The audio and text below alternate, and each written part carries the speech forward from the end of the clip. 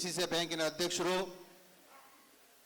ಆದ ನಮ್ಮ ನಾಯಕರಂತ ಮಂಜುನಾಥ್ ಗೌಡರು ವೇದಿಕೆ ಮೇಲೆ ಬರ್ತಾರೆ. ಅವರಿಗೆ ಎಲ್ಲರ ಪರವಾಗಿ ಸ್ವಾಗತವನ್ನು ಬಯಸ್ತಾ ಇದ್ದೀನಿ. ಅದೇ ರೀತಿ DCC ಬ್ಯಾಂಕಿನ ಉಪಾಧ್ಯಕ್ಷ ಮರಿಯಪ್ಪನವರು ಬರ್ತಾರೆ. ಅವರಿಗೂ ಕೂಡ ಎಲ್ಲರ ಪರವಾಗಿ ಸ್ವಾಗತ. ಜೋರಾಗಿ ಚಪ್ಪಳೆನ ತಡಬೇಕು ಎಲ್ಲರೂ ಕೂಡ.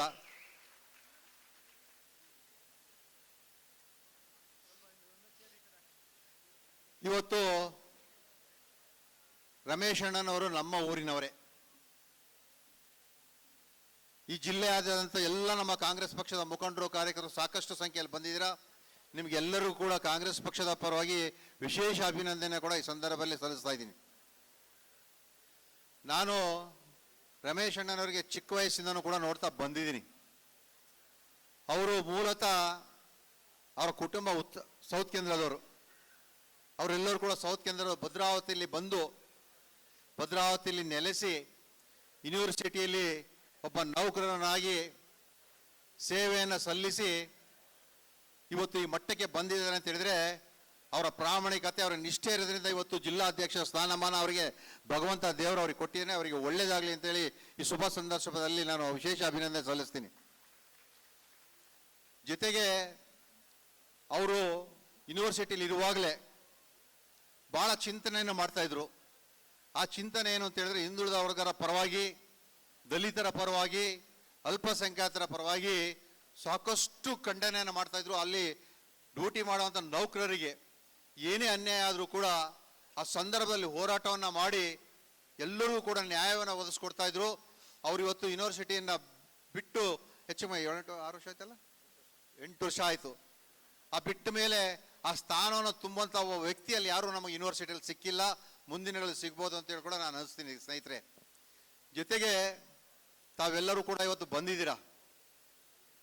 ಈ ಭಾರತ ದೇಶ ಮತ್ತು ಈ ರಾಜ್ಯದ ಇತಿಹಾಸವನ್ನು ನೋಡಿಕೊಂಡ್ರೆ ನಮ್ಮ ಕಾಂಗ್ರೆಸ್ ಪಕ್ಷದಲ್ಲಿ ಇತಿಹಾಸವನ್ನು ತಿರುಚಿ ನೋಡಿ ಹೆಚ್ಚಿನ ರೀತಿಯಲ್ಲಿ ಈ ರಾಜ್ಯದಲ್ಲಿ ರಾಜ್ಯವನ್ನು ಆಳಿದಂಥವರು ಹಿಂದುಳಿದ ನಾಯಕರು. ದೇವರಾಜ ಅರಸವರಿಂದ ಹಿಡಿದು ಇವತ್ತವರೆಗೂ ಕೂಡ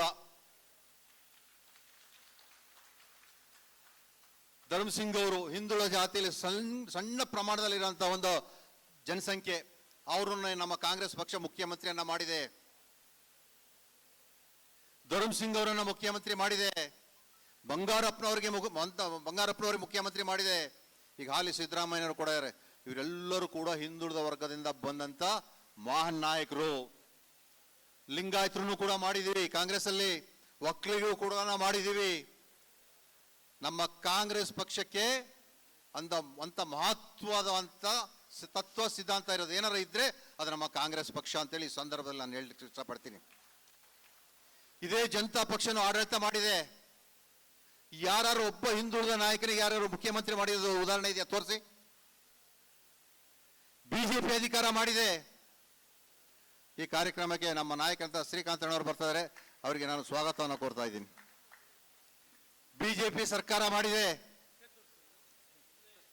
ಯಾರ ಒಬ್ಬ ಹಿಂದುಳಿದವರು ಒಬ್ಬರು ಮುಖ್ಯಮಂತ್ರಿ ಆಗಿರೋ ಉದಾಹರಣೆ ತೋರಿಸ್ಬಿಡಿ. ನಾನು ಇವತ್ತೇ ರಾಜಕೀಯದಿಂದ ನಿವೃತ್ತಿ ಆಗ್ತೀನಿ ಸ್ನೇಹಿತರೆ. ತೋರಿಸಿ ಯಾರು ಒಬ್ರು ಹಿಂದುಳಿದವರು ಮುಖ್ಯಮಂತ್ರಿ ಆಗಿದಾರ ಈ ರಾಜ್ಯದಲ್ಲಿ ಅಂತ. ಬಿಜೆಪಿ ಸರ್ಕಾರ ಬಂದಾಗ ಸದಾನಂದ ಗೌಡರು, ಯಡಿಯೂರಪ್ಪನವರು, SR ಬೊಮ್ಮಾಯಿನವರು ಇವರು ಮಾತ್ರ ಆದ್ರು ಮುಖ್ಯಮಂತ್ರಿಗಳು. ಒಬ್ಬ ವ್ಯಕ್ತಿನೂ ಕೂಡ ಹಿಂದುಳಿದವರು ಯಾರು ಕೂಡ ಈ ರಾಜ್ಯದಲ್ಲಿ ಮುಖ್ಯಮಂತ್ರಿ ಆಗಿಲ್ಲ. ಅದೇನಾರ ಮುಖ್ಯಮಂತ್ರಿ ಆಗಿದ್ರೆ ಅದು ನಮ್ಮ ಕಾಂಗ್ರೆಸ್ ಪಕ್ಷದ ವತಿಯಿಂದ ಅಂತೇಳಿ ಹೃದಯಪೂರ್ವಕ ಅಭಿಮಾನಪೂರ್ವಕವರು ಈ ಸಭೆಯಲ್ಲಿ ನಾನು ಅಭಿಮಾನಪೂರ್ವಕವಾಗಿ ಹೇಳಲಿಕ್ಕೆ ಇಷ್ಟಪಡ್ತೀನಿ ಸ್ನೇಹಿತರೆ. ಹಾಗಾಗಿ ಈ ರಾಜ್ಯವರು ಜಿಲ್ಲಾ ಅಧ್ಯಕ್ಷರಾಗಿ ಇವತ್ತು ಅಧಿಕಾರ ಸ್ವೀಕಾರ ಮಾಡ್ತಾರೆ ಅಂತ ಹೇಳಿದ್ರೆ ರಮೇಶ್ ಅಣ್ಣವರು ತುಂಬಾ ಅದೃಷ್ಟವಂತರು, ಬಹಳ ಪ್ರಭಾವಶಾಲಿಗಳು ಆಗ್ತಾರೆ ಅಂತೇಳಿ ನನ್ನ ಕೂಡ ಅನಿಸಿಕೆಗಳು. ಇವತ್ತು ನೀವು ಅಧಿಕಾರ ಸ್ವೀಕಾರ ಮಾಡೋದು ಎಷ್ಟು ಮುಖ್ಯನೋ ಪಕ್ಷ ಸಂಘಟನೆ ಮಾಡೋದು ತುಂಬಾ ಮುಖ್ಯ. ಇವತ್ತಿನ ದಿನಗಳಲ್ಲಿ ಏನಾಗ್ತಿದೆ ಅಂತ ಹೇಳಿದ್ರೆ ಜನ ಸೌಲಭ್ಯಗಳನ್ನ ಮತ್ತೆ ಪಕ್ಷದಿಂದ ಪಡೆದಂತ ಉಪಯೋಗಗಳನ್ನ ಮರೀತಾ ಇರೋದು ಜಾಸ್ತಿ. ಇವತ್ತು ಸ್ವತಂತ್ರ ಬಂದು 78-79 ವರ್ಷ ತುಂಬ್ತಾ ಇದೆ. ಈ ಭಾರತ ದೇಶದಲ್ಲಿ ನಮ್ಮ ಕಾಂಗ್ರೆಸ್ ಕೊಟ್ಟಂತ ಕೊಡುಗೆ ಯಾವ ಪಕ್ಷಗಳು ಕೂಡ ಇತಿಹಾಸದಲ್ಲಿ ಕೊಟ್ಟಿಲ್ಲ. ಅಂತ ಒಂದು ಪಕ್ಷ ನಮ್ಮ ಕಾಂಗ್ರೆಸ್ ಪಕ್ಷ ಇವತ್ತು. ಅಂತ ಪಕ್ಷದಲ್ಲಿ ನಮ್ಮ ರಮೇಶ್ ಅಣ್ಣನವರು ಜಿಲ್ಲಾ ಹಿಂದುಳಿದ ಘಟಕದ ಅಧ್ಯಕ್ಷರಾಗಿ ಅಧಿಕಾರ ಸ್ವೀಕಾರ, ಅದರಲ್ಲೂ ವಿಶೇಷವಾಗಿ ನಮ್ಮ ಭದ್ರಾವತಿಯಲ್ಲಿ ಹುಟ್ಟಿ ನಮ್ಮ ಭದ್ರಾವತಿಯಲ್ಲಿ ಬೆಳೆದಿರೋದ್ರಿಂದ ಒಬ್ಬರು ಅಧ್ಯಕ್ಷ ಆಗ್ತಾರೆ ಅಂತ ಹೇಳಿದ್ರೆ ತುಂಬ ನಮ್ಮ ಅಭಿಮಾನ ಹೃದಯಪೂರ್ವಕವಾಗಿ ನಿಮಗೆ ಇನ್ನೊಮ್ಮೆ ಅಭಿನಂದನೆ ಸಲ್ಲಿಸ ನಾನು ಹ್ಯಾಂಡ್ಸ್ ಅಪ್ ಕೊಡ್ತಾ ಇದ್ದೀನಿ ರಮೇಶ್ ಅವರೇ. ಜೊತೆಗೆ ನನ್ನ ಅನಿಸಿಕೆಯಲ್ಲಿ ನನ್ನ ಅನುಭವದಲ್ಲಿ ನಾನು ಇನ್ನೂ ಬಹಳ ಮಾತಾಡೋದಿದೆ. ವೇದಿಕೆ ಮೇಲೆ ತುಂಬಾ ಜನ ಮಾತಾಡೋರಿದ್ದಾರೆ. ಅದೇ ರೀತಿ ನಮ್ಮ ಜಿಲ್ಲಾ ಮಂತ್ರಿಗಳಾದಂಥ ಮಧು ಬಂಗಾರಪ್ಪನವರು ಕೂಡ ಬರ್ತಾ ಇದ್ದಾರೆ, ಅವರು ಕೂಡ ಮಾತಾಡ್ತಾ ಇದ್ದಾರೆ. ಹಾಗಾಗಿ ನಾನು ವೇದಿಕೆಯಲ್ಲಿರುವಂಥ ಎಲ್ಲ ಮುಖಂಡರುಗಳಿಗೆ ವಿನಂತಿ ಮಾಡ್ಕೊಂಡಷ್ಟೇ, ನಮ್ಮ ಕಾಂಗ್ರೆಸ್ ಪಕ್ಷದ ಒಂದು ಇತಿಹಾಸ ಇದೆ. ನಮ್ಮ ಪಕ್ಷ ಯಾರಿಗೂ ಯಾವ ಜಾತಿಗಳಿಗೂ ಯಾವ ಧರ್ಮಗಳಿಗೂ ಮೋಸ ಮಾಡಿಲ್ಲ ಅಂತ ಒಂದು ಪಕ್ಷ ನಮ್ಮ ಪಕ್ಷ ಕಾಂಗ್ರೆಸ್ ಪಕ್ಷ ಇದೆ. ಮುಂದಿನ ದಿನಗಳಲ್ಲಿ ಬರುವಂಥ ಗ್ರಾಮ ಪಂಚಾಯತಿ ಇರ್ಬೋದು, ತಾಲೂಕ್ ಪಂಚಾಯತಿ ಇರ್ಬೋದು, ಜಿಲ್ಲಾ ಪಂಚಾಯತಿ ಇರ್ಬೋದು, ಪಟ್ಟಣ ಪಂಚಾಯತಿ ಇರ್ಬೋದು, ನಗರಸಭೆ ಇರ್ಬೋದು, ಕಾರ್ಪೊರೇಷನ್, ವಿಶೇಷವಾಗಿ ನಮ್ಮ ಜಿಲ್ಲೆಯ ಮುಖಂಡರು ಎಲ್ಲ ವೇದಿಕೆ ಮೇಲೆ ಇದ್ದೀರಾ. ನೀವು ದಯಮಾಡಿ ಈ ಬಾರಿ ಶಿವಮೊಗ್ಗದಲ್ಲಿ ಕಾರ್ಪೊರೇಷನ್ ಚುನಾವಣೆ ಏನಾರ ಮಾಡಿ ಕಷ್ಟಪಟ್ಟು ಹಿಡಿಬೇಕು ಅಂತೇಳಿ ತಮಗೆಲ್ಲ ವಿನಂತಿ ಮಾಡ್ಕೊಳ್ತೀನಿ. ದಯಮಾಡಿ ಎಲ್ಲ ಮಹಾನ್ ಅನುಭವ ನುರಿತ ಮುಖಂಡರುಗಳು ಇದ್ದೀರಾ, ನೀವೆಲ್ಲರೂ ಕೂಡ ಈ ಬಾರಿ ಹಿಡಿತೀರಾ ಅನ್ನೋ ನಂಬಿಕೆ ನನಗಿದೆ. ಯಾಕೆಂತಂದ್ರೆ ಇದು ನಮ್ಮ ಜಿಲ್ಲೆಗೆ ಒಂದು ಕೇಂದ್ರ ಬಿಂದು. ನಮ್ಮ ಶಿವಮೊಗ್ಗ ಕಾರ್ಪೊರೇಷನ್ ಹಿಡಿದ್ರೆ ಒಂದು ದೊಡ್ಡ ಶಕ್ತಿ ಬರುತ್ತೆ, ನಮ್ಮ ಪಕ್ಷಕ್ಕೂ ಕೂಡ ಹೆಚ್ಚಿನ ಶಕ್ತಿ ಬಲ ಬರುತ್ತೆ ಅಂತೇಳಿ ನನ್ನ ವಿನಂತಿ, ಆದೇಶ ಅಲ್ಲ ವಿನಂತಿ, ಮನವಿ. ದಯಮಾಡಿ ತಾವು ಕಾರ್ಪೊರೇಷನ್ ಏನಾರ ಮಾಡಿ ಈ ಸಲ ನಮ್ಮ ಆಯನೂರು ಮಂಜಣ್ಣವರು ಕೂಡ ಇದ್ದಾರೆ, ದಯಮಾಡಿ ಈ ಸಲ ಹಿಡಿತೀರಾ ಅನ್ನೋ ನಂಬಿಕೆ ನನಗಿದೆ. ಆದಷ್ಟು ನಮ್ಮ ಸರ್ಕಾರನಿದೆ, ಕೆಟಗರಿ ಯಾವ್ದಾವ್ದು ಬೇಕೋ ಮಾಡಿಸ್ಕೊಂಬಂದು ತಾವು ಇವಾಗಲೇ ಕೂಡ ಚಾಲನೆ ಕೊಟ್ಟರೆ ಕಾರ್ಪೊರೇಷನ್ ಅನ್ನು ಹಿಡಿಬೋದು. ಯಾಕೆಂತೇಳಿದ್ರೆ ಭದ್ರಾವತಿ ತಾವೆಲ್ಲ ನೋಡಿರೋ ಹಾಗೆ ನಾವು 4 ಬಾರಿ ನಗರಸಭೆಯಲ್ಲೇ ದಾಖಲೆಯನ್ನ ಮಾಡಿ ನಾವು ನಗರಸಭೆ ಅಧಿಕಾರವನ್ನು ಭದ್ರಾವತಿಯಲ್ಲಿ ಕಾಂಗ್ರೆಸ್ ವಶಕ್ಕೆ ತಗೊಂಡಿದ್ವಿ. ಭದ್ರಾವತಿ ಇತಿಹಾಸದಲ್ಲಿ ನಾವು 4 ಬಾರಿ ಶಾಸಕರ ಅಧ್ಯಕ್ಷರು ಉಪಾಧ್ಯಕ್ಷರ ಅಧಿಕಾರವನ್ನು ಸ್ವೀಕಾರ ಮಾಡಿದ್ವಿ. ಅದೇ ರೀತಿ ಶಿವಮೊಗ್ಗದಲ್ಲೂ ಕೂಡ ಕಾರ್ಪೊರೇಷನ್ ಮುಂದಿನ ದಿನಗಳಲ್ಲಿ ತಾವೆಲ್ಲ ಹಿಡಿತೀರಾ ಅಂತ ಹೇಳ್ತಾ, ಮತ್ತೆ ಇಲ್ಲಿ ಬಂದಿರತಕ್ಕ ಎಲ್ಲ ಮುಖಂಡರು ಕೂಡ ದೊಡ್ಡ ದೊಡ್ಡ ಶಕ್ತಿಶಾಲಿಗಳೇ, ಯಾರು ಕೂಡ ಆರ್ಡಿನರಿ ಮನುಷ್ಯರಲ್ಲ.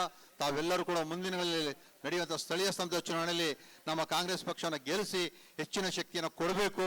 ನಮ್ಮ ಸಿದ್ದರಾಮಯ್ಯರಿಗೂ ಡಿ ಕೆ ಶಿವಕುಮಾರ್ ಸಾಹೇಬರಿಗೂ ಹೆಚ್ಚಿನ ಶಕ್ತಿ ಬಲವನ್ನು ತುಂಬಿಸಬೇಕು ಅಂತ ಹೇಳ್ತಾ ನನಗೆ ಮಾತಾಡ್ಲಿಕ್ಕೆ ಅವಕಾಶ ಮಾಡಿಕೊಡ್ತೇನೆ. ಎಲ್ಲ ಒಂದೇ ಸಲ ಮಾತು ಮುಗಿಸ್ತೀನಿ.